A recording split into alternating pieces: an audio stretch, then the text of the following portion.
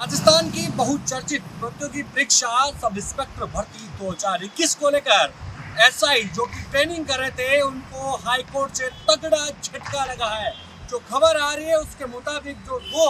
याचिकाओं पर आज हाईकोर्ट में सुनवाई हुई है, उसमें पहली याचिका थी फील्ड पोस्टिंग को लेकर और जो ट्रेनिंग को लेकर, उसमें जो डबल बेंच है उसने याचिका पर सुनवाई करते हुए एक तरह से कहे कि जमकर फटकार लगाई है याचिकाकर्ता को और कहा है कि जब पूरे मामले की याचिका पर जब सिंगल बेंच ने आदेश दे दिया कि रोक रहेगी, जारी रहेगी, तो फिर क्यों डबल बेंच में आकर याचिका लगाई गई है। फटकार ही नहीं बल्कि कोर्ट ने यह भी कहा है कि इस मामले में जो एकल पीठ का जो आदेश थे, सिंगल बेंच का जो आदेश है, वो आदेश यथावत रहेगा। इस पर किसी तरह की कोई सुनवाई नहीं हो सकती। इसके अलावा एक और याचिका लगाई थी जिसमें जो ट्रेनिंग कर रहे थानेदार उनकी फील्ड पोस्टिंग के अलावा सैलरी को लेकर याचिका पर आज सुनवाई हुई थी, लेकिन उस मामले में भी कोर्ट ने कहा कि जब अगली 10 तारीख तय कर दी गई है कि एसआई भर्ती को लेकर अगली 10 फरवरी को हाईकोर्ट में सुनवाई होगी, तब दोनों मामले को देखते हुए हाईकोर्ट इस पर फैसला करेगी। हालांकि लगातार एसआई भर्ती को रद्द करने को लेकर युवा के साथ साथ जो कमेटी की रिपोर्ट भी ये मान चुके हैं कि भर्ती में बड़े स्तर पर घोटाला हुआ है, एसआई भर्ती रद्द होनी चाहिए। इस बात पर भी कोर्ट अपने बरकरार है कि इतने मामले पर धांधलीबाजी हुई है, बड़े स्तर पर ट्रेनिंग फर्जी थानेदार पकड़े गए हैं, तो भर्ती क्यों रद्द ना हो। लेकिन इस मामले पर भी जो अभ्यर्थी हैं, जो युवा बेरोजगार हैं, जिन्होंने इस एग्जाम को दिया था, वो लगातार अपने आंदोलन को भी तेज कर रहे हैं। लेकिन लगातार जो ट्रेनिंग करने वाले एसआई हैं जिनको फील्ड पोस्टिंग तक मिल गई थी, उन पर जो रोक लगाई गई थी वो रोक बरकरार रहेगी। लेकिन देखिएगा कि उनके हौसले कैसे हैं कि वो लगातार चुनौती दर चुनौती दे रहे हैं, लेकिन दूसरी तरफ जो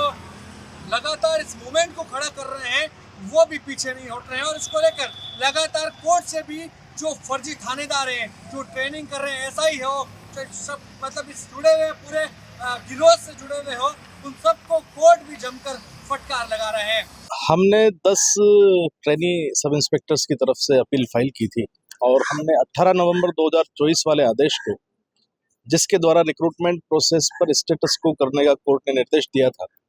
उसको चुनौती दी थी एक अपील में। और दूसरी अपील में हमने 9 जनवरी 2025 के आदेश को, जिसके द्वारा ट्रेनिंग पर रोक लगाई गई थी, उसको चुनौती दी थी। पहली अपील जो 18 नवंबर 2024 के खिलाफ थी, उसमें हमारा ये ग्राउंड्स थे कि रिक्रूटमेंट प्रोसेस तो कब का पूरा हो चुका एंड रिक्रूटमेंट प्रोसेस कंप्लीट हो जाने के बाद अपॉइंटमेंट हो चुके हैं and for last about 1 year they are under training. उनकी ट्रेनिंग निरंतर चलती जा रही है क्योंकि ये सारी प्रक्रिया रिक्रूटमेंट प्रोसेस अभी ऑलरेडी पूरा हो जाने के बाद उसके ऊपर रोक लगाने का उसका कोई औचित्य नहीं। और उसी 18 नवंबर 2024 के स्टेटस को के पश्चात जो आगे वाले आदेश पारित किए गए हैं 6 जनवरी 2025, 9 जनवरी 2025, तो 9 जनवरी 2025 वाले आदेश में कोर्ट ने पूरी तरह से ट्रेनिंग को स्टैंड स्टिल करने का निर्देश दिया था, यानी कि जो अभी अंडर ट्रेनिंग है उनको बिल्कुल रोक दिया। हमारी नज़र में हमने ग्राउंड ये भी लिया कि ये एक फाइनल नेचर का ऑर्डर है, जहां पर आप किसी की ट्रेनिंग को पूरी तरह से रोक दें, यानी कि उसको एक तरह से जो उसका कंटिन्यूअस प्रोसेस था उसमें से आपने डिसकंटिन्यू करने का निर्देश दे दिया है, जबकि अभी तक कोई कोर्ट किसी फाइनल कंक्लूजन पर नहीं पहुंचा है और स्टेट गवर्नमेंट की भी फाइनल रिपोर्ट अभी तक नहीं आई। दूसरा हमने निवेदन ये किया था कि investigation is always subject to final conclusion, जब तक कि उसका हो नहीं जाता फाइनल,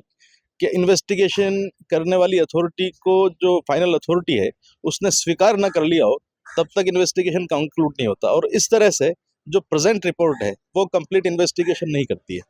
आगे फर्दर इन्वेस्टिगेशन का स्कोप है, इन्वेस्टिगेशन किसी दूसरी अथॉरिटी से कराए जाने का भी स्कोप है, किसी और थर्ड पार्टी को लाइक सीबीआई को इन्वॉल्वमेंट का भी स्कोप है। तो all these aspects are required to be considered and taken final decision is to be taken at the end of the state government. Prior to that, to jump to any conclusion would be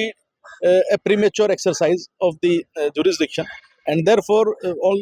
these grounds we approach the division bench. क्या आदेश अब court ने ultimately कहा कि क्योंकि 10 फरवरी 2025 ही अगली तारीख है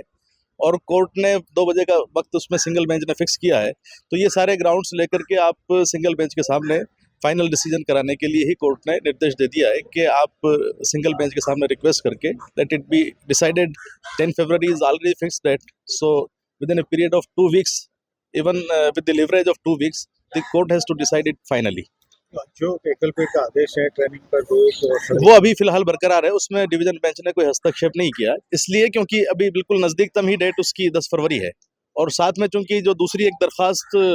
petitioners की तरफ से लगाई गई थी कि इनके वेतन के ऊपर रोक लगा दी जाए, जो इनको वेतन दिया जा रहा है वो ना दिया जाए, उसके लिए याचिकाकर्ताओं की तरफ से ये एग्री कर लिया गया था कि they will not pursue and take adjournment on that application, उस एप्लीकेशन को वो इंसिस्ट नहीं करेंगे। तो वरना वो उनकी जो एप्लीकेशन थी कि उनकी सैलरी भी रोक दी जाए, उसके ऊपर यदि आदेश होता तो वो निश्चित रूप से डायरेक्टली प्रभावित करता। ट्रेनिंग कब होनी है, क्या होनी है, it will be decided by the court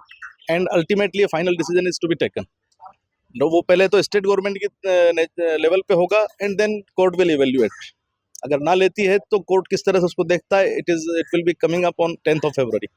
जिस तरह से अधिवक्ताओं की ओर से पैरवी की गई है, उसमें यह भी कहा गया कि इस मामले में जो एक तरह से कहे कि स्वतः संज्ञान से जुड़ा मामला है, आम युवाओं से जुड़ा हुआ मामला है, ऐसे में इस पर फैसला होना चाहिए। लेकिन फैसले का इंतजार सबको है, अब सबकी निगाहें अगली 10 फरवरी को है, जब इस मामले पर कोर्ट सुनवाई करेगा। फैसले का इंतजार हमको भी रहेगा और आप सब युवकों को भी रहेगा। क्या आपको लगता है कि कोर्ट इस मामले में क्या फैसला दे सकता है? इस पर आप कमेंट बॉक्स में जरूर बताइए। कैमरा मनोज के साथ विशाल शर्मा, जयपुर, राजस्थान।